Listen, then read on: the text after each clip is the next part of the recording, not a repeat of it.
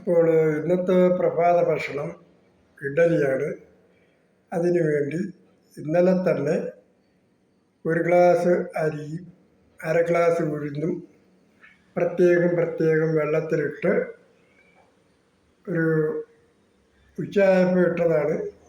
ഉച്ചയ്ക്കിട്ടു ഒരു വൈകുന്നേരം ഒരു 6 മണിയായപ്പോഴത്തേക്ക് മിക്സിയിലിട്ട് അരച്ച് അത് രണ്ടും കൂടി ഒരു പാത്രത്തിലാക്കി മിക്സ് ചെയ്ത് അടച്ച് വെച്ചിരുന്നു.